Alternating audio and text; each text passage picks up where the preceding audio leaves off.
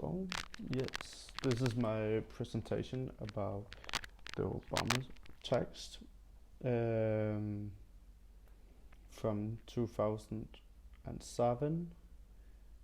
The text, which name is Ways from the book The Audacity of Hope.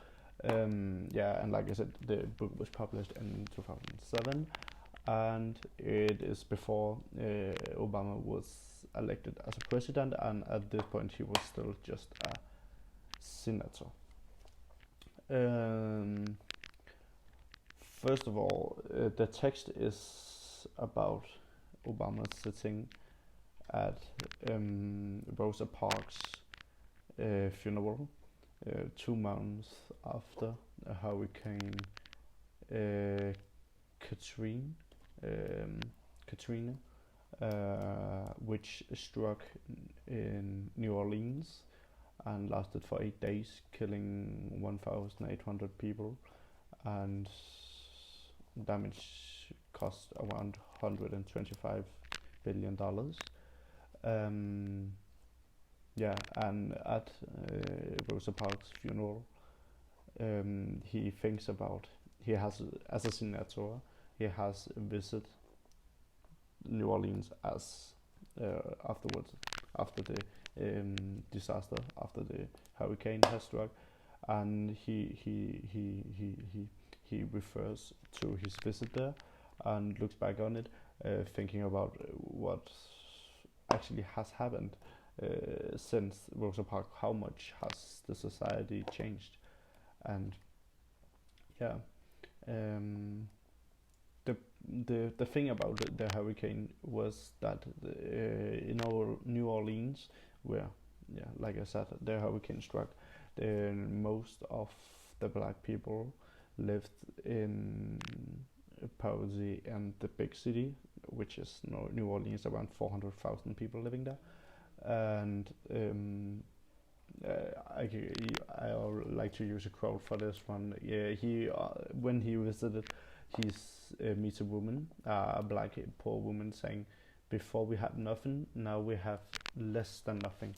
So this is some very poor people who lives in the city centers, because that's where the day-to-day work is. Obama says the jobless and the almost jobless. So like the day-to-day jobs and the jobless living there, and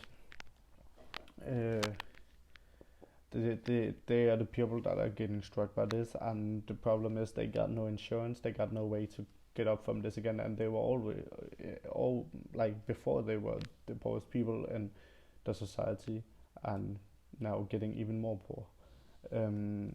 So so he's thinking about, has anything changed from when Rosa Parks started her campaign, or ended her campaign about civil rights with Houston Marshall, Rosa Parks being the woman who refused in the 1970s to go to the back of the bus to give up her seat to a white man, because she was not allowed to sit on the front of the bus because of her skin color, and she refused to give up her seat to him. So instead, she just sat there, and that started like this big movement across the U.S. to stop the segregation in the USA. And he's thinking about, even though Houston Marshall got the same civil rights for everybody, is for everyone in the USA, is they still equal? Are they equal at all? Because if you think about it, even though they can drink off the same fountain and they can sit in the same bus, the poorest people is the blacks, and that's 90% of them is black, and they got nothing at all, like the women said. So is that really like equal for everybody? Yeah, and he he says in the last section of it, he says that he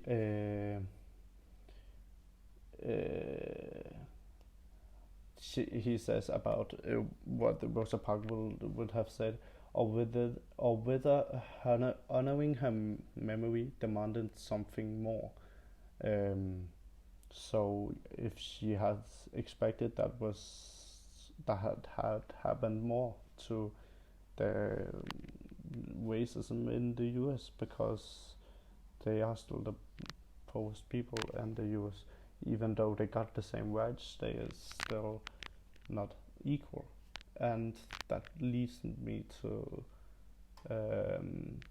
the last point, which we have written a lot about. There's still this racism, is a lot of it happening in the South, which also were in the back in the slavery, back when the slave time, that was also the worst part of the U.S.